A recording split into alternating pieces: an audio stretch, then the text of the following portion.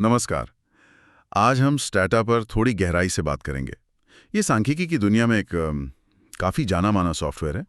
हमारे पास एक गाइड है, स्टाटा का व्यापक मार्गदर्शक, आरंभ से विशेषज्ञ तक। और हमारा इरादा है ये समझना कि ये सॉफ्टवेयर क्या है, क्यों इतना पॉपुलर है। मतलब अर्थशास्त्र, बायोमेडिसिन, राजनीति विज्ञान, कई जगह इसका इस्तेमाल होता है। तो चलिए शुरू करते हैं। स्टैटा, आखिर ये है क्या चीज़? हाँ, स्टैटा ये स्टैटा कॉर्प ने बनाया है और 1985 से है मार्केट में।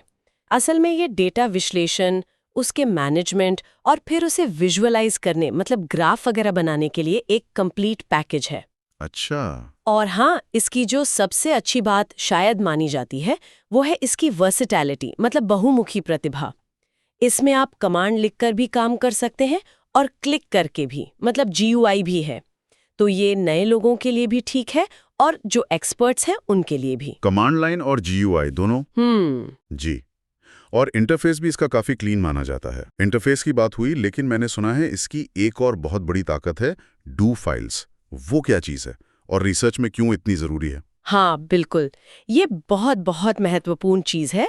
डू फाइल्स एसेंशियली आपके पूरे एनालिसिस का कोड होती हैं, एक स्क्रिप्ट की तरह।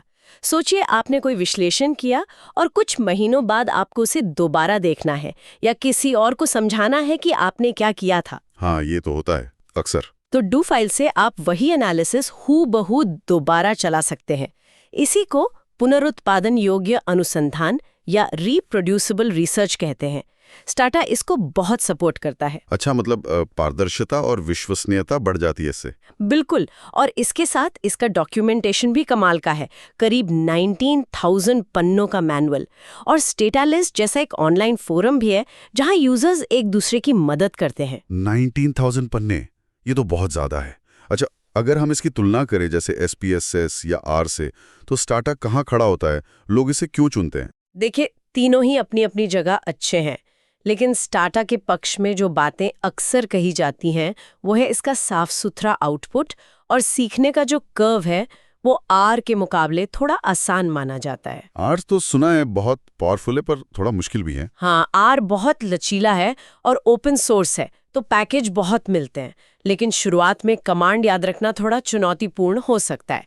SPSS शायद GUI की वजह से कुछ लोगों को और आसान लगता है, पर कई लोग मानते हैं कि स्टाटा डेटा मैनेजमेंट के मामले में मतलब डेटा को साफ करने, जोड़ने, बदलने में ज़्यादा सक्षम है। और एक और चीज़, स्टाटा में ना ज़्यादातर फंक्शनैलिटी बेस पैकेज में ही होती है। आपको अलग अलग मॉड्यूल खरीदने की ज़रूरत कम पड़ती है, जैसा शायद SPSS में होता है। अच्छा, ये तो एक बड़ा फायदा है। तो ठीक है, मान लीजिए कोई नया यूजर है, पहली बार स्टाटा खोल रहा है, उसे क्या दिखेगा? शुरुआत कैसे करें? जब आप पहली बार स्टाटा खोलेंगे तो कुछ मेन विंडोज दिखेंगी।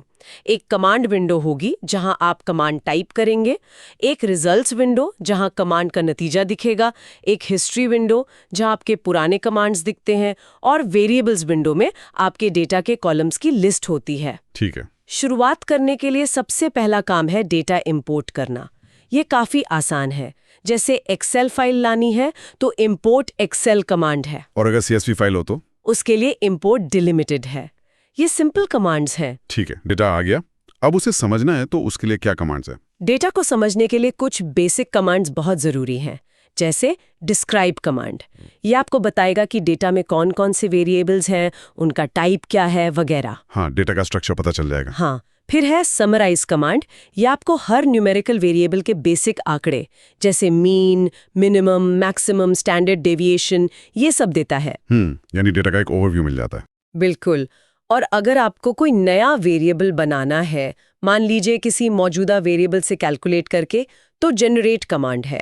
जनरेट, ठीक है। और सबसे जरूरी बात, इन सारे कमांड्स को एक टेक्स्ट फाइल में सेव करना, जिसे डू फाइल कहते हैं, ताकि आप बाद में उसे फिर से चला सकें। हाँ, वही रिप्रोड्यूसिबिलिटी वाली बात। तो ये डू फाइल में ही सब सेव करते जाना चाहिए। हाँ, ये बेस्ट प्रैक्टिस है। आपने डेटा मैनेजमेंट का जिक्र किया था कि स्टाटा उसमें स्ट्रांग है। असली दुनिया का डेटा तो अक्सर साफ नहीं होता, उसमें मिसिंग वैल्यूज होती हैं, डुप्लीकेट्स होते हैं। हाँ, और यहीं स्टाटा की ताकत दिखती है। जैसे अगर आपके डेटा में वैल्यूज गायब हैं, तो मिस्टेबल समराइज कमांड आपको बता देगा कि कहाँ-कहाँ और कितनी मिसिंग वैल्यूज हैं। अच्छा, ये तो बहुत काम का है। फिर अगर डुप्लीकेट रॉज हैं तो डुप्लीकेट्स रिपोर्ट आपको उनकी पहचान करने में मदद करेगा और आप उन्हें हटा भी सकते हैं। किसी वेरिएबल की वैल्यूज को बदलना हो, मान लीजिए कैटेगरी बनानी हो, तो रिकोड कमांड है। रिकोड। हाँ, और दो अलग अलग डेटा सेट्स को मिलाना हो तो मर्ज कमांड है। या कभी कभी डेटा का फॉर्मेट बदलना पड़ता है, जैसे लॉन्ग से वाइड या वाइड से लॉन्ग, उसके लिए रीशेप कमांड है। ये सब बहुत पावरफुल कमांड्स हैं। लगता है डेटा मैनेजमेंट के लिए तो काफी कुछ है इसमें। अब आते हैं विश्लेषण पर। डेटा तैयार है, अब क्या? विश्लेषण के लिए भी स्टैटा बहुत व्यापक है। बेसिक चीजों से शुरू करें तो जैसे टैबुलेट कमांड है फ्रीक्वेंसी टेबल या क्रॉस टैबुलेशन बनाने के लिए। टैबुलेट? हाँ, जैसे दो कैटेगरीज के बीच का संबंध देखना हो। बिल्कुल। फिर दो ग्रुप्स के मीन की तुलना करनी हो तो टी टेस्ट है। और अगर रिग्रेशन मॉडल्स की बात करें तो लीनियर रिग्रेशन के लिए रिग्रेस है, लॉजिस्टिक रिग्रेशन के लिए लॉजिट या लॉजिस्टिक है। ये तो स्टैंडर्ड टेक्निक्स हैं जो अक्सर इस्तेमाल होती हैं। हाँ, और ये सब करना स्टैटा में काफी सीधा है। कमांड लिखिए, एंटर दबाइए, रिजल्ट्स आ जाते हैं। और ग्राफ्स, आजकल डेटा विजुअलाइजेशन बहुत जरूरी है। क्या स्टैटा अच्छे ग्राफ्स बना सकता है? हाँ बिल्कुल, स्टैटा पब्लिकेशन क्वालिटी ग्राफ्स बना सकता है। जैसे हिस्टोग्राम बनाने के लिए हिस्टोग्राम कमांड है, स्कैटर प्लॉट के लिए स्कैटर है, और बहुत सारे दूसरे तरह के ग्राफ्स भी बना सकते हैं। और अच्छी बात यह है कि आप इन ग्राफ्स को अपनी जरूरत के हिसाब से कस्टमाइज भी कर सकते हैं, या तो ग्राफ एडिटर से या कमांड्स के जरिए। कस्टमाइजेशन भी मुमकिन है। और फिर उन्हें एक्सपोर्ट कर सकते हैं। हाँ, ग्राफ एक्सपोर्ट कमांड से आप ग्राफ को अलग अलग फॉर्मेट्स में जैसे पीएनजी, पीडीएफ, ईपेज सेव कर सकते हैं। ये तो हुई बेसिक और इंटरमीडिएट लेवल की बातें। लेकिन आजकल मशीन लर्निंग, पाइथन इंटीग्रेशन, इन सब की बहुत बात होती है। क्या स्टैटा इन एडवांस चीजों में भी कुछ करता है? हाँ, ये एक अहम सवाल है। स्टैटा सिर्फ बेसिक विश्लेषण तक ही सीमित नहीं है, इसमें एडवांस क्षमताएं भी हैं। एक तो डू फाइल्स का इस्तेमाल करके आप पूरी प्रोग्रामिंग कर सकते हैं, अपने खुद के फंक्शंस बना सकते हैं। फिर इसमें माटा नाम की एक अलग मैट्रिक्स प्रोग्रामिंग लैंग्वेज भी इंटीग्रेटेड है। माटा, ये क्या है? ये सी जैसी सिंटैक्स वाली एक तेज कंपाइल्ड भाषा है जो स्टैटा के अंदर ही चलती है। मुश्किल गणनाओं के लिए या कस्टम स्टैटिस्टिकल रूटीन लिखने के लिए ये बहुत उपयोगी है। अच्छा, यानी और ज्यादा कंट्रोल और स्पीड मिल जाती है। जी, और जो आपने पाइथन इंटीग्रेशन की बात की, वो भी अब स्टैटा में है, पाईस्टाटा के जरिए। पाईस्टाटा। तो अब स्टैटा यूजर्स पाइथन की लाइब्रेरीज इस्तेमाल कर सकते हैं? हाँ बिल्कुल, आप स्टैटा के अंदर से पाइथन कोड चला सकते हैं और स्टैटा और पाइथन के बीच डेटा आसानी से ट्रांसफर कर सकते हैं। ये मशीन लर्निंग जैसी चीजों के लिए दरवाजे खोलता है जहां पाइथन बहुत मजबूत है। ये तो बहुत बड़ा डेवलपमेंट है। हाँ, और स्टैटा 19 में तो H2O.ai के साथ इंटीग्रेशन करके डायरेक्ट मशीन लर्निंग क्षमताएं भी जोड़ी गई हैं। इसके अलावा जो स्टैटा की पारंपरिक ताकत रही है, जैसे time series analysis, panel data models, survival analysis, इन सब में तो ये हमेशा से बहुत मजबूत रहा है। तो सीखने के लिए रिसोर्सेज कहाँ से मिलेंगी? वो 19,000 पन्ने तो हैं, पर और कुछ? हाँ, वो तो है ही। लेकिन स्टैटा प्रेस की अपनी किताबें हैं, वेबसाइट पर वीडियो ट्यूटोरियल्स हैं, स्टैटालिस्ट फोरम तो है ही, और UCLA का IDRE वेबसाइट एक बहुत ही बेहतरीन रिसोर्स है जहां बहुत सारे उदाहरण और ट्यूटोरियल मिलते हैं। UCLA, IDRE, ठीक है, इसे नोट कर लेते हैं।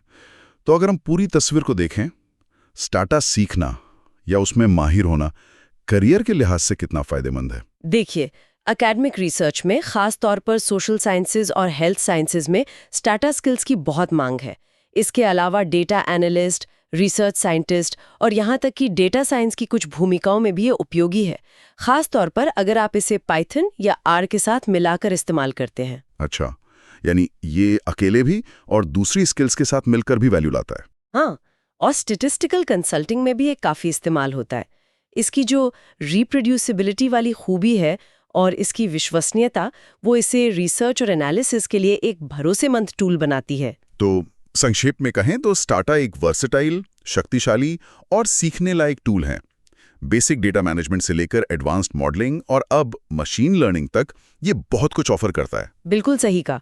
इसकी ताकत शायद इसी बात में है कि ये उपयोग में आसान है, रिसर्च की क्वालिटी पर जोर देता है, इसका कम्युनिटी सपोर्ट अच्छा है और इसकी क्षमताएं भी काफी व्यापक है। इन सब का एक अच्छा संतुलन है इसमें। हाँ। और ये हमें एक दिलचस्प सवाल पर लाता है, जिस तरह से इसमें पाईस्टाटा और मशीन लर्निंग जैसी नई क्षमताएं जुड़ रही हैं, आने वाले सालों में ये जो डेटा साइंस टूल्स का पूरा लैंडस्केप इतनी तेजी से बदल रहा है, उसमें स्टाटा का रोल कैसे विकसित होगा? हाँ, ये देखने वाली बात होगी। क्या ये पाइथन और आर के साथ और घुल मिल जाएगा या अपनी एक अलग मजबूत पहचान बनाए रखेगा? इस पर नजर रखना वाकई दिलचस्प होगा।